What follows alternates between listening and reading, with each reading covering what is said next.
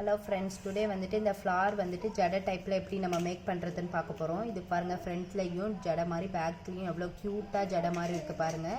இது எப்படி நம்ம மேக் பண்ணலான்னு இப்போ பார்க்கலாம். அதுக்கு முன்னாடி நீங்கள் வந்துட்டு இந்த மாதிரி வீடியோவுக்கு டிஜே ராக்ஸ் சேனலை ஒரு லைக் பண்ணுங்கள், ஷேர் பண்ணுங்கள், சப்ஸ்கிரைப் பண்ணுங்கள். நார்மலாக வந்துட்டு ஃப்ளவர் டைங் எப்படி பண்ணுவோம் அந்த மாதிரியே டைப் பண்ணிக்கணும் ஃப்ரெண்ட்ஸ்.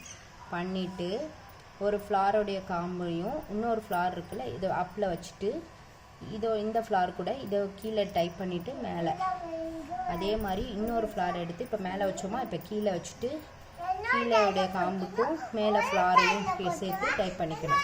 இந்த மாதிரி மேலே வச்சுட்டு உங்களுக்கு கிளியராக தெரியும்னு நினைக்கிறேன் பார்க்கும்போது. இந்த மாதிரி வந்து ஃப்ளாரை வந்துட்டு நீங்கள் டைப் பண்ணிகிட்டே சேமாக வந்தீங்கன்னா ஒரு ஃப்ளாராக உங்களுக்கு வந்து இது ஒரு ஜடை மாதிரி கிடைக்கும். இது வந்து சென்டரில் வந்துட்டு நீங்கள் கட் பண்ண முடியாது ஃப்ரெண்ட்ஸ். எப்படி வந்து எந்த லென்த்துக்கு வேணும், எந்த டிஸ்டன்ஸ்க்கு வேணுமோ அந்த அளவுக்கு மட்டும் நீங்கள் டைப் பண்ணிவிட்டு ஃபினிஷிங் பண்ணிக்கணும். நான் சென்டரில் கட் பண்ணிங்கன்னா இது ஃபுல்லாக வந்துட்டு உங்களுக்கு கட் ஆகிடும். நான் இப்போ உங்களுக்கு ஃபுல்லாக கொஞ்சம் மேக் பண்ணிவிட்டு உங்களுக்கு வீடியோவில் எப்படி இருக்குன்னு காட்டுறேன்.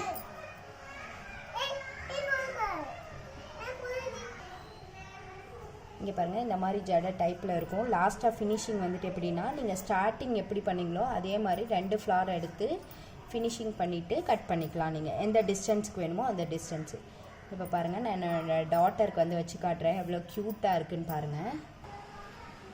சி ஃப்ரெண்ட்ஸ், மை ஹேர், டாட்டருடைய ஹேரில் எவ்வளோ க்யூட்டாக இருக்குது. This are turn this side. Wow.